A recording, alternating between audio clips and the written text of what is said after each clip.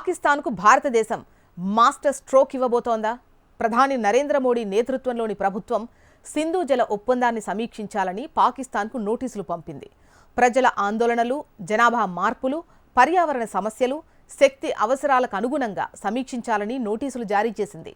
ప్రాథమిక అనూహ్యమైన మార్పులను పేర్కొంటూ పాకిస్తాన్తో సింధు జల ఒప్పందాన్ని సమీక్షించాలని భారతదేశం పిలుపునిచ్చింది. భారత్ పంపిన నోటీసులు పాకిస్తాన్లో ప్రకంపనలు రేపుతున్నాయి. ఈ ఒప్పందంలోని ఆర్టికల్ 12(3) ప్రకారం ఆగస్టు 30న పాకిస్తాన్కు నోటీస్ జారీ చేసినట్లు ప్రభుత్వ వర్గాలు తెలిపాయి. 1960లో సింధు నది, దాని ఉపనదుల జలాల పంపిణీపై పాక్, భారత్ మధ్య ఒప్పందం కుదిరింది. అయితే భారత్ నిర్మిస్తున్నటువంటి కిషన్ గంగా, రాట్లే పవర్ ప్రాజెక్టులపై పాకిస్తాన్ గగ్గోలు పెడుతున్న టైంలోనే ఈ నోటిఫికేషన్ జారీ అయింది. అసలు ఆ ఒప్పందం ఏంటి అంటే, సింధు నది జలాలపై 1960లో అప్పటి భారత ప్రధాని జవహర్లాల్ నెహ్రూ, పాక్ అధ్యక్షుడు ఆయూబ్ ఖాన్లు వరల్డ్ బ్యాంక్ మధ్యవర్తిత్వంలో ఒప్పందం కుదిరింది. ఈ ఒప్పందం ప్రకారం భారత్కు తూర్పు నదులు బియాస్, రావి, సట్లెజ్లు, పాకిస్తాన్కు సింధు, చినాబ్, జీలం నదులపై నియంత్రణ ఉంటుంది. పలు సందర్భాల్లో ఈ ఒప్పందం వివాదాస్పదమైంది. ఈ ఒప్పందం వల్ల భారత్ కన్నా పాకిస్తాన్ ఎక్కువ లబ్ధి పొందుతుంది అనే వాదన కూడా ఉంది.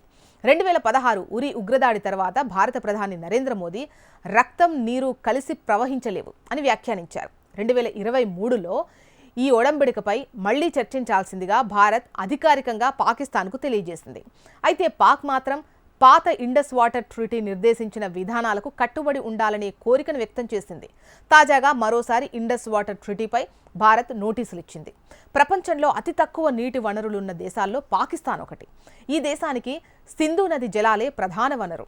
వ్యవసాయంపై ఆధారపడ్డ ఈ దేశంలో ఈ నదీ జలాలు అత్యంత కీలకం. అయితే ఈ నదీ జలాలను కేవలం పంజాబ్ మాత్రమే సమర్థవంతంగా వినియోగించుకుంటుంది. బలూచిస్తాన్, ఖైబర్ పఖ్తూన్ఖ్వా, సింధు ప్రాంతాలు అతి తక్కువ నీటి వనరులు కలిగిన ప్రాంతాలుగా ఉన్నాయి. ఒకవేళ భారత్ నుంచి వెళ్లే ఈ నదీ జలాల విషయంలో మన ప్రభుత్వం కఠిన నిర్ణయం తీసుకుంటే పాకిస్తాన్ ఎడారిగా మారడం ఖాయమంటున్నారు. పలు సందర్భాల్లో పాకిస్తాన్ ప్రేరేపిత ఉగ్రవాదులు భారత్పై దాడులు చేసినా కూడా, భారత్పై యుద్ధానికి తెగబడ్డా కూడా మన దేశం ఎప్పుడూ ఈ నదీ జలాల విషయాన్ని ప్రస్తావించలేదు. కానీ ప్రస్తుతం మోడీ సర్కార్ మాత్రం మన దేశ అవసరాలకు అనుగుణంగా ఈ నదీ జలాల ఒప్పందాలు సవరించాలని భావిస్తుంది.